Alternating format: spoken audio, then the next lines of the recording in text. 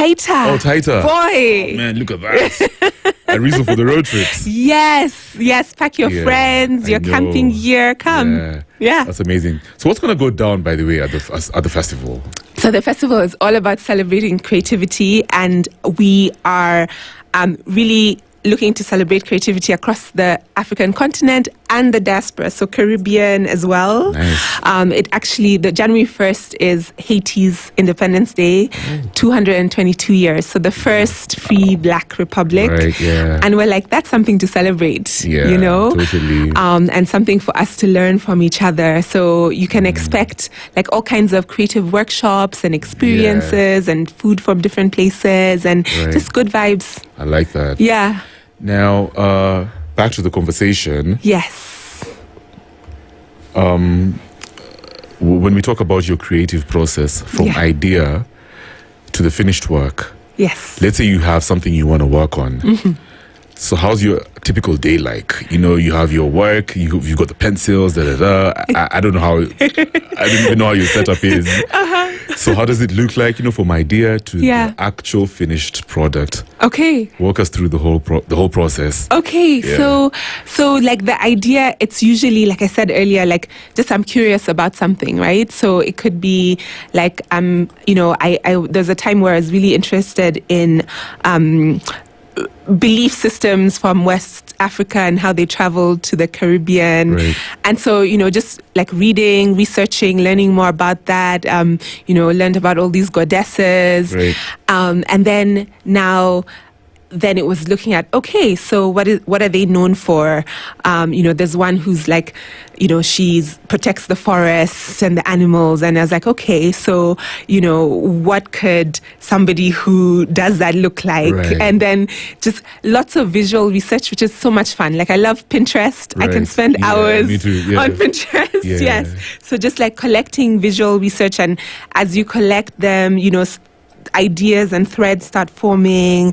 Then I love to draw on paper, just at least for ideas. Right. So I have this big A3 pad, and I'll be doodling and sketching and just like creating just whatever's in my mind. Yeah. And then now when I'm ready to like give a specific form to something, I'll draw on a tablet these days.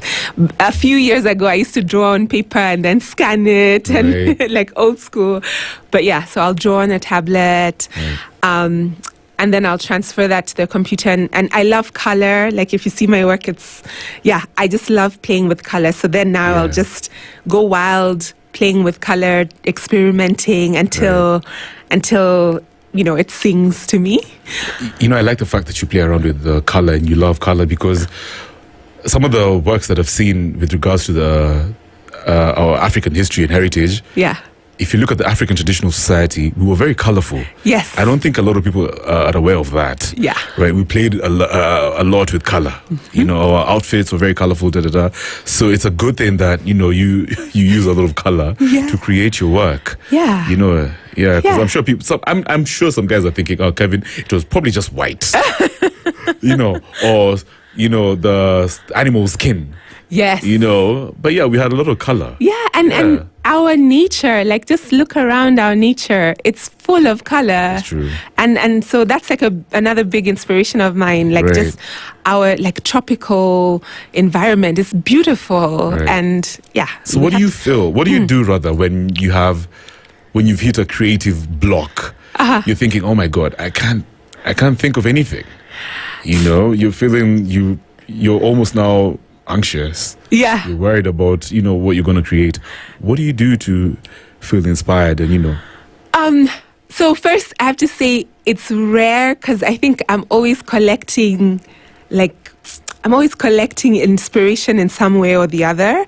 But I can't think of an occasion recently, actually, where I was working on a client project and, I was creating, but something was missing and I couldn't tell what it was. Like I was really stuck. And so teamwork, that's what it is. I just asked another designer on my team. I'm like, look, I've got this, something is missing, take a look. And within like half an hour, he was like, what about if you do this, this, this, this? And I was like, perfect. And that was it. So I think just collaboration. Right. is so powerful, and teamwork. So just leaning into that. What would you tell a creative out there who's such a perfectionist? Yeah. And because of that, Yes. they struggle to complete the work. Yeah. Because at some point you gotta finish the project. Yes. Right? Yes. And for me, it's not even just about like art per se. Yeah. But people who build stuff, like even like when you look around you, turns out there's a lot of incomplete work around the city. Yeah. Buildings, okay, for some maybe it's a legit reason, like maybe due to finances. Right. But just the creation process. Yes. A lot of people struggle with completing work because you're thinking, oh my God, and the client is not going to like it. I mean, people are going to judge me badly. Yeah. So you have a bunch of incomplete work. Yes. What's your advice to people who struggle with perfectionism? And I think a lot of us creatives do, right? And Right. overthinking.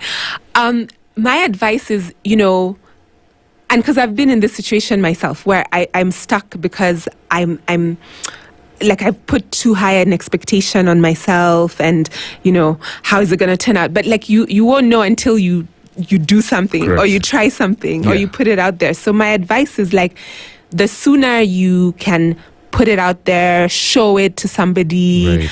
the sooner you can see what's missing, and then now like bring what's missing. You know what I mean? Yeah, Because you will never have that Wow. access if you just hoard it, hide it. Yeah. So the sooner you show your work, Right. the sooner you get feedback, the sooner you can iterate and iterate and iterate until it's where you want it to be. Yeah. So how do you stay? When obviously having this conversation with you gives me the impression that you're very grounded. You have a very positive mental attitude. You're always smiling. Thank you. How do you? I guess how do you stay so chill and so grounded? Especially in such a high pressure world, Yeah. a very fast paced world that we're living in. Yeah. Yeah. It's such a good question. How do I stay grounded? I have various practices over time, like being in nature is one of them. Walking in the forest. Nairobi, we're so lucky we have these great forests that you Right. can access. Yeah. Being in nature, journaling, things like that, moving my body, Right. just these practices, like wellness practices that Right. kind of keep me grounded. Yeah. And then just having like, a good community of people around you that you can be in communication with. So there are moments where I'm Right. frantic, like I'll go to my husband and I'll Yeah. cry, I'm overwhelmed. Right. Yeah. I can imagine. Yeah. And then once it's out, it's like, okay, now we Yeah. can just get present. Yeah. So you mentioned community. Yeah. It got me thinking about collaboration. Yes. And partnerships. Yes. Very important for creatives. Yes. So in case somebody wants to partner with you Yeah. or collaborate in one way or the other, Yeah. what do you look out for? So like people who are like-minded in terms of values, so, some of my core values personally and, now by extension for my businesses and everything is, community, Right. creativity, excellence, and just like, let me call it, I like to call it kindness. So, Right. and what that means to me is like kindness to yourself, first of all, kindness to others, kindness in terms of like being mindful of our environment. Correct. Like, so, people who share those values, Right. that's like the first, I can imagine. criteria for collaboration. Yeah. I like that. Yeah. So, when all is said and done, I'm going to ask you about legacy. Oh, wow. Yeah. Ooh, What sort of impact do you hope to leave behind Yeah. in this whole Kenyan experience? Yeah. How do you want to be remembered? Yeah. It's really down to, I would love to be remembered for having made a contribution to our creative industry, not just in Kenya, across Africa. Right. And that's where that 1 million thriving artists thing came from. Like, I would love to know that I have contributed to millions of artists being able to make a living doing what they do, being able to make an impact, a positive impact from what they do, being valued, being respected, and causing the transformation that we know creatives can. Right. Yeah. Totally. Yeah. I bet you there's a girl listening to you right now. Oh. And she's probably in the car with her mom. She's like, "Mommy, I wanna be like Lulu when I grow up." What's your advice to young women who are just getting into this whole space of design work? Yeah. What's the what would you tell them? I would tell them first, really take the time to find your voice, your creative voice. Don't feel like you have to fit into a certain box, and it's going to take time and experimentation and exploration and failing and getting back on. But, it's so fulfilling and rewarding. Right. And also, I think there's a stereotype that creatives, we just want to be zen and create and express ourselves. But the reality, you have to have an entrepreneurial mindset or cultivate one, and so not neglecting that, really, really get present to what it takes to, if you want to make a living doing this, right. Really be present to what you need to do, how you need to educate yourself, what you need to put in place, how you stand for what you deserve, right. Know your value, all of those things. So that's something that people should not neglect, and not to buy into that, either the starving artist cliche, or that creatives are flaky, or all these, I remember one time I was going to, I think it was an interview or something, and the person I was dealing with was like, okay, so you need to be here by 7 a.m. or it was something like that. And then he's like, "Oh, but you're creative. You people don't wake up until 10." What? I was like, "What?" I was so offended. I can imagine. There's this picture that creatives are lazy and all that. So so what I would also say to that young woman is don't buy into any of that. We're professionals, true. Any other profession. Yeah, I was going to ask you, by the way, on that point. Yeah. For creatives out there, there's a lot of misconceptions about them. Yeah. And but at the same time, like you said, you shouldn't buy into the whole the starving creator. Yeah. But if your work is not paying you, first of all, I feel like you shouldn't bully your work and force it to pay you. You should just create because you're inspired to create. At the same time, do you think it's important for a creative, at least while they're creating, if you have to, then you should probably get a day job while you're starting out? Do you think it makes sense? So you brought up such a good distinction, I think, right? Because first, okay, I believe everyone is creative. It's just some people haven't found their expression, right? But then you have to make a decision, do I want to create just for the joy it brings me?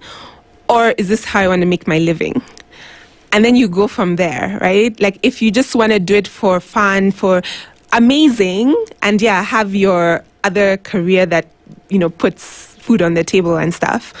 But if you do want to make it your full-time thing and make a living from it, I think it is wise, in the beginning, to have other means of income so that you're not desperate. Right. Because I know that's when I quit my job and then I was like, okay, I'll take any work that comes my way because I need it. Yeah. And, at that time, so I made some decisions which, in hindsight, okay, maybe I wouldn't have made those decisions if I didn't have that pressing need that I need to pay rent this month. So definitely, if you can have something that gives you the freedom to explore, experiment, find your voice before now that can sustain you completely. I think it's a great idea. Yeah, I can imagine. Yeah. I mean, you got to live with dignity. Yeah. You need a sense of dignity. You need sanity. Exactly. Yeah. Exactly. Yeah, but you make a lot of sense. And I'm curious, by the way, you mentioned, of course, you've got your own family going on. You're a mother, you're a wife. Yes. How has this creative world or process changed how you look at family? How has it changed how I look at family? That's, I don't know if these are connected, but I think they are, right? being really open-minded. Right. There you I go. think. There you go. You know? Yeah. Like there's no way things should look. Like we create Right. what our family looks like. We create what our rituals are. You know, we create how we look at the world. So yeah, I think they're connected. Yeah, totally. It make a lot of sense. You're open to, new ways of doing things. Yeah. Yeah, there's no shoulda, woulda, coulda. Right. Yeah. Like my son's favorite color is pink. Oh, and yeah, then nice. one day he came home and he's like, the girls are telling me I can't like pink. I was like, that's nonsense. Exactly. Yeah. I like that. Brilliant. Yeah. So what color describes your current mood right now? My current mood. Yeah. All right. Okay. So I think I'm known for yellow. Yeah. Generally. Yeah. But right now, orange is calling to me, and it's not because I'm singing. Are you sure it's not because of the studio? Yeah. Yeah. No, I have a friend who's really big on color and the meanings behind color, and Right. I think she talks about orange as like a power. Yeah. A power, like when we're feeling powerful. Yeah. Like orange. That's good stuff. I like aligns. that. Yeah. Well, I guess it describes the studio as well. Yes. Final question. I want you to complete the sentence. Okay. Creativity to me is... Oh my goodness. Okay. Creativity to me it's everything. It's really like being free, being powerful. It's creating something from nothing. It's bringing Right. things to life. Yeah, creativity is bringing things to life. I love that. Yeah. That makes a lot of sense. Yeah. Totally. Yes. A friend of mine told me it's because of creatives that we can almost imagine how heaven looks like. Right? Mm-hmm. Yeah. Mm-hmm. They can paint all these things. Yeah. Yeah. Does that make sense? Yeah, because like imagination is everything, right? Correct, Like that's how correct. everything comes into being. Yeah. And I think creatives in all disciplines, like they Yeah. help us Yeah. give shape to Yeah. what's possible. It's true. Yeah. Thank you so much for coming through, Lulu. Thank you so much for having me. Yeah, I really enjoyed the conversation. Me So what's too. your contact information in case somebody wants to partner, share your story, Yeah. visit your studio? All right. Okay. Yeah. So you can on Instagram you can find me at Lulu Kitololo, at Afrilove Fest. Our shop is actually in Loresha Shopping Center in Nice. Nairobi. Yeah. So you're welcome. 7 days a week it's open. You can Nice. come through to the festival in Yeah. December. Yeah. And you can also reach me on studio at lulukitololo.com for love it. any Yeah. collaboration. Amazing. Yeah. Thank you again. Thank you for You're real. welcome.